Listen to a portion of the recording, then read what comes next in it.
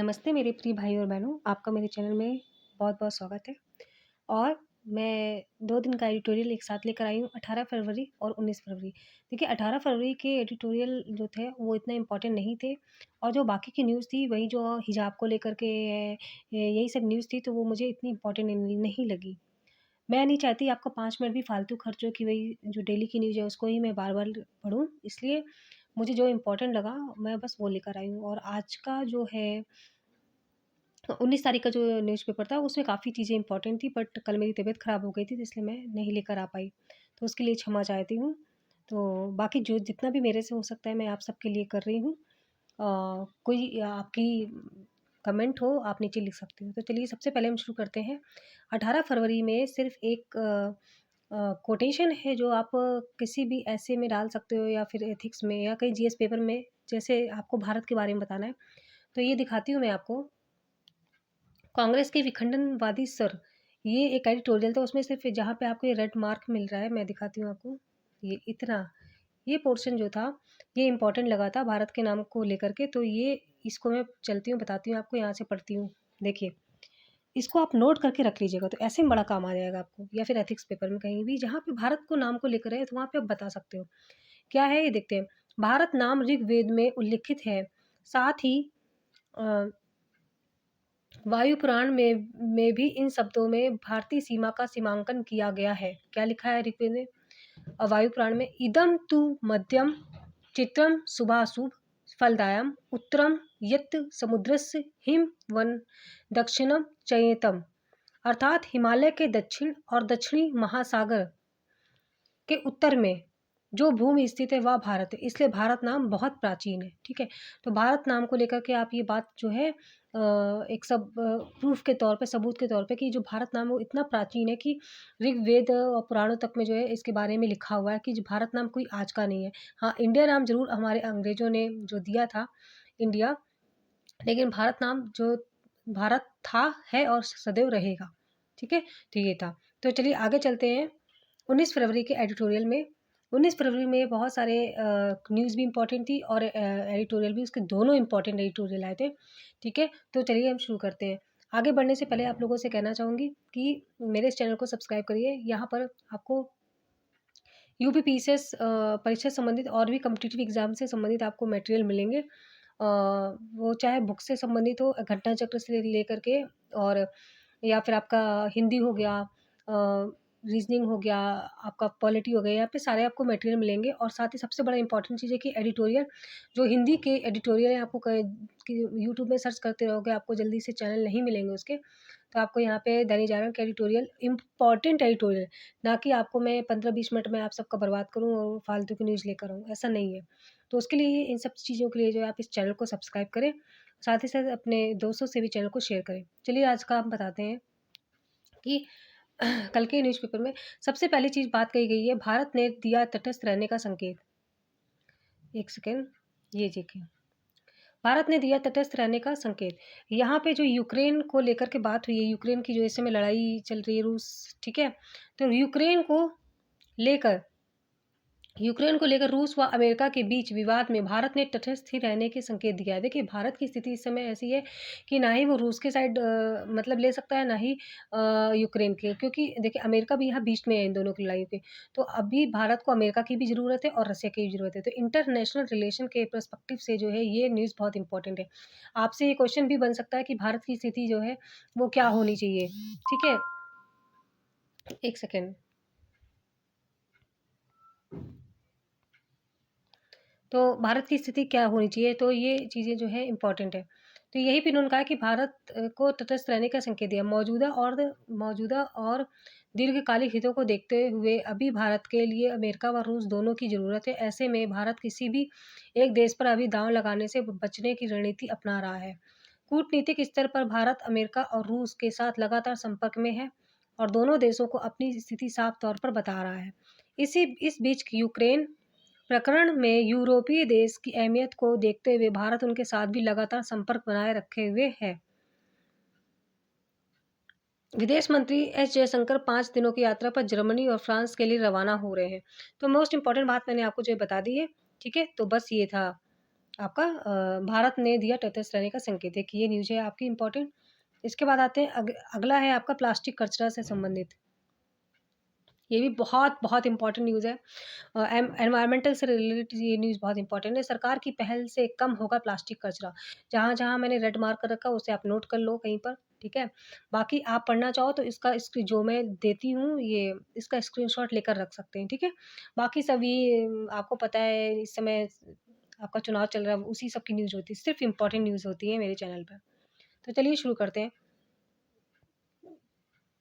Plastic plastic कचरा को कम करने की दिशा में सरकार ने एक और कदम बढ़ाया है। इसके तहत प्लास्टिक पैकेजिंग के रिसाइकलिंग और दोबारा प्रयोग को अनिवार्य किया गया है। इसे चरणबद्ध तरीके से अमल लाने के साथ ही निर्माताओं और ब्रांड स्वामियों को भी जवाबदेह बनाया गया है। ऐसा नहीं करने वाले निर्माताओं के खिलाफ जुर्माना की कार्रवाई की गई है। नीचे आते हैं हम लोग सेकंड पैराग्राफ में। वन एवं पर्यावरण मंत्रालय ने यह कदम उस समय उठाया जब देश में पैदा हो रहे प्लास्टिक कचरे में से करीब 60% कचरा प्लास्टिक पैकेजिंग से ही पैदा होता है। आपको पता है कि जितनी भी चीज़ें आप खरीदते हो उस समय जो पैकेजिंग होती है वो प्लास्टिक की होती है और उसका रीयूज़ भी नहीं होता है, तो सबसे ज़्यादा कचरा वहीं से आता है, ठीक है? तो वही इन्होंने कहा है कि 60% कचरा वहीं से आता है, प्लास्टिक पैकेजिंग से पैदा होता है। अभी इसे बहुत ही कम हिस्से में के हिस्से की रिसाइक्लिंग हो पाती है। ऐसे में पैकेजिंग के में इस्तेमाल होने वाले प्लास्टिक का एक बड़ा हिस्सा कचरे में तब्दील हो जाता है। यही वजह है कि सरकार ने सिंगल यूज़ प्लास्टिक को प्रतिबंधित करने के साथ ही इसे लेकर भी सख्ती दिखाई है। ठीक है? तो बस यही एक इम्पॉर्टेंट चीज़ है कि क्या होना चाहिए कि प्लास्टिक कचरे को किस तरीके से हम कंट्रोल कर सकते हैं उसका रीयूज़ करके। तो ये आप कभी क्वेश्चन में बन सकता है, तो आप लिख सकते हो, ठीक है? तो ये बाकी आपको और पढ़ना हो तो आप इससे पढ़ सकते हैं, ठीक है? चलिए आगे चलते हैं अब हम लोग नेक्स्ट पे। अब आते हैं इसका तीसरा है डिजिटलाइजेशन की बात हुई है और ये भी बहुत इंपॉर्टेंट है। 4 साल में डिजिटल होगी आपराधिक न्याय प्रणाली। अब देखिए आपराधिक न्याय प्रणाली भई अपराध तो सबसे बड़ा कहते हैं ना अशांति का कारण है हमारे देश में कि अपराध बढ़ते जा रहे हैं और उनको सज़ा नहीं मिल रही है और जो कुछ अगर कभी तो कोई दोषी नहीं है तो कहो वो 10 साल की सज़ा काट रहा है और उसकी सुनवाई कोर्ट में इतनी डिले डेट होती हैं कि वो उसकी सज़ा इतनी पूरी हो जाती है कहते हैं ना, तो क्योंकि निर्णय ही नहीं मिल पाते हैं, उसको न्याय ही नहीं मिल पाता और कुछ जो और जिन्होंने सच में जुर्म किया होता है वो बाहर घूम रहे होते हैं। तो ये डिजिटल होने से क्या होगा चीज़ें बहुत जल्दी होंगी। ठीक है? तो इसको पढ़ते हैं न्यूज़ को यहाँ पे देखते हैं। अगले 4 इन्होंने क्या कहा है अगले 4 वर्षों में देश की आपराधिक न्याय प्रणाली पूरी तरह से डिजिटल हो जाएगी। देश भर की अदालतें, पुलिस, अभियोजक, फोरेंसिक लैब और जेल को क्लाउड प्लेटफ़ॉर्म पर डिजिटल रूप से जोड़ने के लिए गृह मंत्रालय ने 3,375 करोड़ रुपए जारी कर दिए हैं। इसे वन डेटा वन एंट्री का नाम देते हैं। तो ये क्वेश्चन बन सकता है वन डेटा वन एंट्री किससे संबंधित है? वो है डिजिटल आपराधिक न्याय प्रणाली से संबंधित है, ठीक है? इसके बाद में गृह मंत्रालय के एक वरिष्ठ अधिकारी ने कहा कि किसी भी एक जगह पर अपलोड किया गया डेटा सभी जगहों पर समान रूप से उपलब्ध होगा। इसके बाद नीचे यहाँ पे आते हैं हम लोग यहाँ से पढ़ते हैं पुलिस रिकॉर्ड को डिजिटल डिजिटल करने के लिए crime and criminal tracking and network system CCTNS तैयार किया जा रहा है। वहीं अदालत के लिए ई कोर्ट, फोरेंसिक लैब के लिए ई फोरेंसिक, अभियोजन के लिए ई प्रोसिक्यूशन और जेल के लिए ई प्रिजन बनाया जा रहा है। मतलब ये सारे इलेक्ट्रॉनिक ई ई लग गया मतलब उसका मतलब हो गया इलेक्ट्रॉनिक, ठीक है? तो ये सब इलेक्ट्रॉनिक जो है किए जा रहे हैं। प्रिजन पूरी योजना को inter operable criminal justice system नाम दिया गया है, ठीक है? ये इम्पोर्टेंट है। अब आते हैं दूसरे चरण की बात करते हैं। अब हम यहाँ पे देखिए ध्यान से, ठीक है? क्या है? दूसरे चरण के तहत पूरे देश में क्लाउड पर आधारित इंफ्रास्ट्रक्चर के सहारे आपराधिक न्याय प्रणाली के सभी 5 हिस्से की बात हो रही जो पीछे भी आपने सारे पढ़े वही 5 हिस्से को एक साथ जोड़ दिया जाएगा। इससे किसी एक जगह अपलोड किया गया डेटा एक साथ सभी प्लेटफॉर्म पर उपलब्ध हो जाएगा। उदाहरण के तौर पर यदि अदालत कोई आदेश देती है तो उसकी प्रति पुलिस और जेल के ई प्लेटफॉर्म पर तत्काल उपलब्ध हो जाएगी। इसी तरह किसी फॉरेंसिक लैब की रिपोर्ट को पुलिस और अदालत अपने अपने ई प्लेटफॉर्म पर देख सकेगी। इसमें किसी भी मामले से जुड़े रिकॉर्ड को सर्च कर सकती है आराम से, ठीक है? तो ये हो गया सर्च करने की सुविधा होगी। तो ये आपका हो गया डिजिटलाइजेशन से संबंधित। आगे चलते हैं अगला। अगला भी बहुत इंपॉर्टेंट है, ज़ीरो कार्बन से संबंधित है, ठीक है? ज़ीरो कार्बन इकोनॉमी के लिए ग्रीन हाइड्रोजन पॉलिसी। ठीक है? तो ये भी एनवायरनमेंट से संबंधित है, कल एनवायरनमेंट की सोचिए 2 आर्टिकल थे मतलब ठीक है? जो अभी आपने एक मैंने ये बताया और एक इससे पहले बताया था कचरा वाला, ठीक है? तो चलिए इसको पढ़ते हैं। नेट जीरो कार्बन अर्थव्यवस्था बनने की दिशा में एक और कदम उठाते हुए बिजली मंत्रालय ने गुरुवार को ग्रीन हाइड्रोजन, ठीक है? ग्रीन हाइड्रोजन व ग्रीन अमोनिया नीति को अधिसूचित कर दिया है। इसके तहत ग्रीन हाइड्रोजन व अमोनिया बनाने वालों को कई प्रकार की सुविधा दी जाएगी ताकि वे आसानी से इसका उत्पादन कर सकें। नीति से वर्ष 2030 तक 50 लाख टन ग्रीन हाइड्रोजन के उत्पादन लक्ष्य को हासिल करने में मदद मिलेगी। ग्रीन एनर्जी के इस्तेमाल से बनाए जाने वाली हाइड्रोजन व अमोनिया को ग्रीन हाइड्रोजन व ग्रीन अमोनिया का दर्जा दिया जाएगा। ये बस इतनी सी जो है इन्फॉर्मेशन है कि जो लोग ग्रीन हाइड्रोजन और ग्रीन अमोनिया बनाएँगे उनको सरकार जो है सुविधाएँ देगी अपनी तरफ से, ताकि जो है हम ज़ीरो कार्बन इकोनॉमी को जल्द से जल्द जो है उसकी जो भी हमने एक अपना एक मानक रखा था उसको हम पा सकें, ठीक है?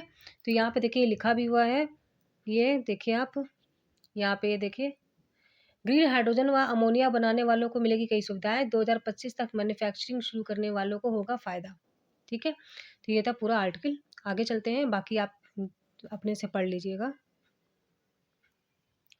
अब आते हैं ये आर्टिकल था दहेज पर, ठीक है? बहुत इम्पोर्टेंट आर्टिकल है। इस समय आपको पता है कि दहेज का जो सेक्शन है मतलब 498 ए, तो वो क्या है कि कई बार क्या होता है कि इसका गलत दुरुपयोग तो बहुत ज़्यादा इस समय हो रहा है और गलत जो है लड़के वालों को फँसाया जाता है अपना गुस्सा निकालने के लिए, ठीक है? अपनी नफ़रत निकालने के लिए, तो उसी में पूरा ये आर्टिकल है। तो लिखा है बदलाव की माँग करता दहेज का कानून। चलिए जहाँ पे मैंने रेड मार्क कर रखा है वहाँ पे आप ध्यान से देखिएगा। ये देखिए, जहाँ पे मैंने रेड मार्क कर रखा बस वहीं पे पढ़िएगा व्यक्तिगत रूप से, यहाँ से पढ़ते हैं, ठीक है? व्यक्तिगत झगड़े के चलते पति और उसके रिश्तेदारों के विरुद्ध आईपीसी की धारा 498 ए दहेज प्रताड़ना में दंड के प्रावधानों का हथियार की तरह इस्तेमाल करने की प्रवृत्ति बढ़ी है। बीते दशकों में देश की विभिन्न अदालतों ने 498 के दुरुपयोग को लेकर तीखी टिप्पणियां की हैं, ठीक है? अमरजीत कौर और अन्य बनाम जसविंदर कौर और अन्य 2010 मामले में पंजाब एवं हरियाणा हाईकोर्ट ने कहा था कि असंतुष्ट पत्नियों द्वारा 498 के प्राविधानों को हथियार के रूप में इस्तेमाल करना आम बात हो गई है। ठीक, ये सब बाकी पढ़ लीजिएगा, मैं सिर्फ आपको इम्पोर्टेंट चीज़ें दिखा रही हूँ। अब आते हैं यहाँ पर, ये जितनी भी केस है, ये केस स्टडी आप जो है अपने डाल सकते हो, एथिक्स पेपर में डाल सकते हो, जीएस में डाल सकते हो, ठीक है? तो ये अगर हाई कोर्ट की कुछ या सुप्रीम कोर्ट के कुछ आप केस लोगे तो ये आपको जो है बहुत ही प्लस मार्क्स मिलेंगे, ठीक है? अच्छे आप मार्क्स मिलेंगे। अब हम यहाँ चलते हैं, ये जो रेड मार्क है ये वाला, यहाँ से पढ़ते हैं। 23 फरवरी 2007 को श्रीमती नीरा सिंह बनाम राजधानी क्षेत्र दिल्ली सरकार के संबंध में न्यायालय का वक्तव्य उल्लेखनीय है। न्यायालय ने कहा था कि दहेज की मांग के बावजूद नाबालिग और शिक्षित महिला अगर उस व्यक्ति से शादी करती है तो वह और उसका परिवार दहेज निषेध अधिनियम के तहत अपराध में भागीदार बन जाता है। न्यायालय ने यह भी कहा था कि अब समय आ गया है कि अदालतें इस तरह के धन के स्रोत की जानकारी देने और आयकर रिटर्न से आय के सत्यापन पर जोर दें, ठीक है? न्यायालय ने पुलिस को भी हिदायत दी कि उसे दहेज निषेध अधिनियम के तहत नियमों का पालन पर जोर देना चाहिए। यदि नियमों का पालन नहीं किया गया तो किसी भी शिकायत पर विचार नहीं करना चाहिए। इसके बाद हम लोग आते हैं अगले यहाँ पे, सॉरी,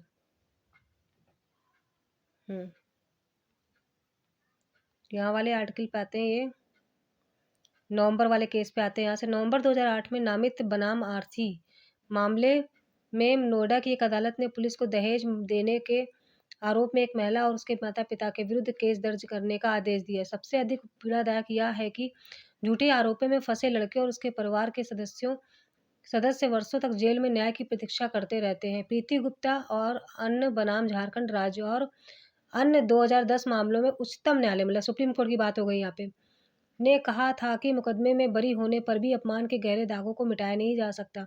इन शिकायतों की एक बड़ी संख्या से न केवल अदालतों पर बोझ बढ़ा दिया है बल्कि सामाजिक अशांति भी उत्पन्न की है। और कंक्लूजन हर एडिटोरियल का पढ़ना चाहिए, इसलिए मैं लास्ट वाला ज़रूर पढ़ती हूँ। आप उसे नोट भी कर सकते हो, देख भी समझ सकते हो कैसे कंक्लूजन लिखा जाता है। तो इन्होंने क्या कंक्लूजन में दिया है, कंक्लूजन आपका ये यहाँ से यहाँ तक है। यह उचित समय है कि विधायिका को व्यवहारिक वास्तविकता को ध्यान में रखते हुए मौजूदा कानून में उपयुक्त बदलाव करने चाहिए। परंतु दुखद पहलू यह है कि 1 दशक बीत जाने पर भी ऐसा नहीं हो पाया। 498 के दुरुपयोग का एक बड़ा कारण यह भी है कि दहेज देने के आरोप लगाने वाले इस भय से मुक्त हैं कि उनका असत्य न्यायालय के समक्ष आने पर भी उन आपराधिक या दंडात्मक कार्रवाई होने की आशंका रहेगी। हमें यह नहीं भूलना चाहिए कि समाज एक चिरस्थायी और निर्जीव वस्तु नहीं है। ये पर अपितु वह तो निरंतर परिवर्तित होने वाली वह सामाजिक व्यवस्था है। इसलिए ज़रूरी हो जाता है कि बदलते सामाजिक सांस्कृतिक मूल्यों के अनुरूप दशकों पुराने निर्मित कानूनों में बदलाव हो, अन्यथा समाज में बिखराव बढ़ेगा और विवाह के साथ परिवार संस्था भी कमज़ोर होगी। ठीक है? तो ये आर्टिकल आपका यहाँ पे पूरा होता है। चलते हैं अब अगले आर्टिकल की तरफ। अब आते हैं अगला आर्टिकल यूक्रेन से। यूक्रेन संकट से सबक सीखे भारत। देखिए, आपको पता है यूक्रेन और रशिया के बीच जो कुछ भी चल रहा है तो उससे बहुत ज़्यादा दिक्कतें तो बढ़ेंगी। जैसे कि गैस का दाम बढ़ेगा, पेट्रोल का दाम बढ़ेगा, ठीक है? क्योंकि जो जहाँ से माल ले रहा है, जैसे यूक्रेन जो है इस समय गैस की बात करें तो ये रशिया से गैस आती है, तो वो बढ़ेगा ही बढ़ेगा। बहुत सारी चीज़ें हैं, तो उसी पे पूरा आर्टिकल इन्होंने बात कही है। तो आर्टिकल की मुख्य-मुख्य चीज़ें मैं आपको बता देती हूँ। बाकी आप पूरे आर्टिकल को पढ़ सकते हैं, ठीक है? आप मैं उसका स्क्रीनशॉट ले सकते हैं। बा ठीक है? इतना मतलब बहुत ज़्यादा इम्पोर्टेंट में उसके उसका कुछ डेटा हो सकते हैं, बहुत ज़्यादा डेटा भी नहीं, क्योंकि देखिए कहाँ कितनी गैस ये ली जा रही है या कितने करोड़ रुपए खर्च हुए, ये इम्पोर्टेंट नहीं है। इम्पोर्टेंट है कि कुछ पॉइंट्स आप नोट डाउन कर सकते हो इस आर्टिकल से, जो आप अपने आंसर में लिख सकते हो, ठीक है? कि मेन पॉइंट होता है कि जैसे प इकोनॉमिक रूप पे उनको प प इकोनॉमिक रूप पे कहाँ-कहाँ दिक्कतें आ सकती हैं, युद्ध अगर हो रहे हैं तो, कि जैसे पेट्रोल के दाम बढ़ सकते हैं, गैस के दाम बढ़ सकते हैं, है ना? आयात-निर्यात में चूँकि जो उसमें भी जो वस्तुओं के दाम बढ़ सकते हैं, ये सब लिख सकते हो। इतना आपको समझ में आ सकता है। तो चलिए पढ़ते हैं। यूक्रेन शुरू से पढ़ रही हूँ। यूक्रेन को लेकर रूस और नाटो देशों के बीच चल रहे टकराव की वजह से यूरोप में गैस के दाम बढ़कर के 3 गुना हो चुके हैं। यूरोप की सबसे बड़ी अर्थव्यवस्था वाला देश जर्मनी अपनी ज़रूरत की लगभग आधी गैस रूस से खरीदता है। इटली की लगभग 40% और पोलैंड की 46% गैस रूस से आती है। फ्रांस की 1/4 गैस और उसका फिनलैंड, बुल्गारिया और स्लोवाकिया की ज़रूरत की अधिकतर गैस रूस से आती है। रूस की गैस 2 पाइपलाइनें के ज़रिए यूरोप आती हैं। पुरानी पाइपलाइन यूक्रेन से होकर गुजरती है और दूसरी नई पाइपलाइन काला सागर में बिछाई गई है। अब देखिए, ये आप ध्यान रखना काला सागर कहाँ है और ये देश जो इन्होंने बता रखे हैं, वो देश आपको देखने होंगे कि वो मैप में कहाँ-कहाँ है, ठीक है? वो देश पूछ सकता है। हुँ? तो बिछाई गई होगी जिसके रास्ते गैस सप्लाई अभी शुरू नहीं हुई है। यूक्रेन में लड़ाई छिड़ने या तनाव एक चीज़ इम्पोर्टेंट ये कह देती हूँ, जैसे ये देश हैं, इसको मैं नोट करके रख लूँगी और कभी मैप का सेक्शन होगा ना, तो जितने भी आर्टिकल में देश बताए जाते हैं, तो वो देश मैं आपको जो है नोटिस करके बता दूँगी। तो मैप का मैं एक अलग वीडियो लेकर आऊँगी, ठीक है? इसीलिए मेरे चैनल को सब्सक्राइब कर लीजिएगा, जुड़े रहिएगा मेरे चैनल से कि मैं क्वालिटी पे बिलीव करती हूँ, क्वांटिटी पे नहीं, कि नहीं मुझे रोज़ ही एडिटोरियल लेकर आना है, ठीक है? एडिटोरियल इम्पोर्टेंट नहीं है, तो आपका समय खराब नहीं करूँगी, उस दिन एडिटोरियल नहीं आएगा। अगर मतलब कम एडिटोरियल जैसे 18 वाले में सिर्फ़ भारत वाले इम्पोर्टेंट लगा था, मुझे बाकी कुछ इम्पोर्टेंट नहीं लगा तो मैं लेकर नहीं आई थी। तो आपको भी दिखती होगी क्वालिटी और मैं इतना ध्यान रखूँगी जो मैंने आपसे बोला है कि मैप वाला सेक्शन जितने भी एडिटोरियल में न्यूज़ में कंट्री दिए गए हैं, मैं एक मैप का पूरा वीडियो ला कर के आपको उस मैप में वो कंट्री दिखाऊँगी ताकि क्वेश्चन पूछा जा सकता है। मैप उस कंट्री की राजधानी क्या है और उसका वहाँ का पैसा क्या है, ठीक है? चलिए आगे चलते हैं। यूक्रेन यहाँ से पढ़ रही है, यूक्रेन में लड़ाई छिड़ने या तनाव बढ़ने की सूरत में रूस से यूरोप आने वाली गैस सप्लाई बंद हो सकती है, इसलिए रूसी गैस पर निर्भर यूरोपीय देशों को अपनी अपनी ऊर्जा नीति पर पुनर्विचार करना पड़ रहा है। फ्रांस और इटली अपनी ज़रूरत की गैस कतर जैसे दूसरे गैस निर्यातक देशों से लेने की योजना बना रहे हैं, जबकि जर्मनी परमाणु ऊर्जा के विकल्प पर पुनर्विचार कर रहा है, जिसे उसने जापान के फुकुशिमा परमाणु बिजलीघर दुर्घटना के बाद बंद कर दिया था। अमेरिका भी गैस भेजने की पेशकश कर रहा है। अमेरिका तो अपना फ़ायदा चाहेगा ही ना कि भई रूस से गैस बंद हो रही, तो भाई तुम हमसे खरीदो, तो उसकी इकोनॉमिक बढ़ेगी, है ना? पेश कर रहा है। लेकिन जर्मनी और फ्रांस की ग्रीन पार्टियाँ स्वच्छ ऊर्जा का उत्पादन बढ़ाकर आत्मनिर्भरता हासिल करने का दबाव डाल रही हैं, जिससे जलवायु परिवर्तन की रोकथाम में भी मदद मिल सके। भारत के लिए यूक्रेन संकट कई तरह की चुनौतियां खड़ा कर सकता है। यदि लड़ाई छिड़ती है या तनाव बढ़ता है तो कच्चे तेल और गैस के दामों में उछाल आ सकता है। भारत का सालाना तेल आयात 7.2 लाख करोड़ से बढ़कर 9.5 करोड़ रुपए हो चुका है, जो देश के कुल आयात के 20% से भी अधिक है। इससे एक तो भारत का भुगतान संतुलन बिगड़ता है, दूसरे महंगाई बढ़ती है, जो सरकार के लिए राजनीतिक संकट खड़ा कर सकता है। महंगाई काबू में रखने के लिए सरकार को पेट्रोल डीजल का शुल्क कम कर रखना पड़ता है, जिससे सरकार का राजस्व घटता है और बजट बढ़ता है।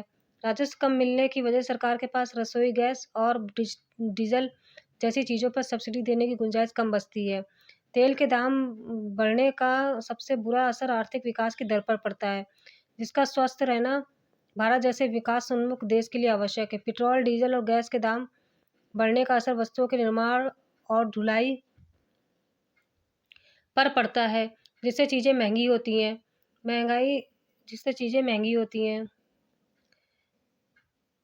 महंगाई बढ़ने से लोगों को क्रय शक्ति घटती है, जो मांग को घटाती है। मांग घटने से आर्थिक विकास की गति धीमी पड़ने लगती है और मंदी की ओर ले जाने वाला दुष्चक्र शुरू हो जाता है।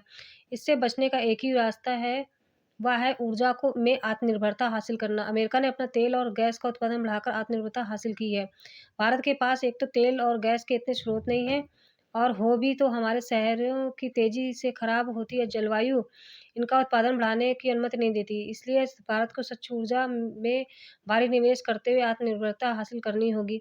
इससे एक तो तेल और कोयले जैसे खनिज ऊर्जा साधनों पर हमारी निर्भरता कम होगी, और दूसरे हमारे शहरों की जलवायु भी सुधार होगा। प्रधानमंत्री मोदी ने देश की स्वाधीनता की 100वीं वर्षगांठ तक ऊर्जा में आत्मनिर्भरता हासिल करने का लक्ष्य रखा है, परंतु देश की आर्थिक प्रगति को यूक्रेन और ईरान जैसी कूटनीतिक संकटों से निरापद बनाने और देश को बिगड़ते जलवायु के प्रभावों से बचाने के लिए युद्ध स्तर पर काम करके इस लक्ष्य को हासिल किए जाने की ज़रूरत है। जब तक हम इसे हासिल नहीं करते, तब तक हमारी कूटनीति भी तेल की कूटनीति की बंधक बनी रहेगी। स्थिति यह है कि हम इराक संकट से उभरते हैं तो ईरान संकट में फंस जाते हैं। ईरान संकट से उभरते हैं, उससे पहले यूक्रेन संकट खड़ा हो गया। दुर्योग से खनिज ऊर्जा के स्रोत हैं भी ऐसे देशों के पास, जहां लोकतंत्र की बजाय तानाशाही या राजनीतिक अर्थव्यवस्था अस्थिरता रहती है। सऊदी अरब, इराक, ईरान, संयुक्त अरब अमीरात और रूस सभी इस श्रेणी में आते हैं। इन सभी देशों से भारत के कूटनीतिक संबंध अच्छे हैं, पर ऐसी सरकारों और व्यवस्थाओं की मैत्री पर निर्भर रहना किसी विकास उन्मुख लोकतंत्र के लिए सुरक्षा की दृष्टि से बहुत अच्छा नहीं है। ऊर्जा के लिए खाड़ी देशों पर लंबी निर्भरता के बाद अमेरिका ने अपनी अर्थव्यवस्था को इससे मुक्त कर लिया है। अब यूक्रेन का संकट जर्मनी, फ्रांस, इटली और पोलैंड जैसे यूरोप के देशों को भी ऊर्जा की आत्मनिर्भरता के बारे में सोचने को बाध्य कर रहा है। भारत को भी इस गंभीरता पर सोचना चाहिए और सौर ऊर्जा और हाइड्रोजन ऊर्जा जैसे विकल्पों की तरफ तेजी से बढ़ना चाहिए। ऊर्जा आत्मनिर्भरता का सबसे बड़ा लाभ यह होगा कि लगभग 10 लाख करोड़ रुपए सालाना की रकम स्वच्छ ऊर्जा के विकास पर लगेगी। इससे नए रोजगार पैदा होंगे और देश की अर्थव्यवस्था की रफ्तार में भी बढ़ोतरी होगी। देश का बजट तेल की कीमतों पर बंधक नहीं बनेगा और सरकार के पास महंगाई पर अंकुश लगाने के लिए जीएसटी और ईंधन शुल्क जैसे परोक्ष करों में छूट देने की गुंजाइश रहेगी। यूक्रेन और ईरान जैसे कूटनीतिक संकटों की वजह से आपूर्ति की व्यवस्था में रुकावट आने और उससे महंगाई बढ़ने का कारण फिर भी बना रहेगा। पर तेल की कीमतों के उतार-चढ़ाव पर प्रभाव कम हो जाएगा। सबसे बड़ा परोक्ष लाभ यह होगा कि शहरों में बिगड़ती जलवायु की वजह से बीमार होने वाले लोगों के इलाज और देखभाल पर होने वाला खर्च नहीं करना पड़ेगा। दुनिया के प्रमाणिक चिकित्सा शोध पत्र लेसेंट का अनुमान यह है कि भारत में हर साल लगभग 7.5 लाख लोग जलवायु परिवर्तन के दुष्प्रभावों से मर रहे हैं। तो ये था आपका पूरा आर्टिकल यूक्रेन संकट वाला। ठीक है, तो चलिए, आपका कोई क्वेरी हो कमेंट बॉक्स में लिख सकते हैं और मिलते हैं अगले वीडियो में। तब तक के लिए जय हिंद, वंदे मातरम।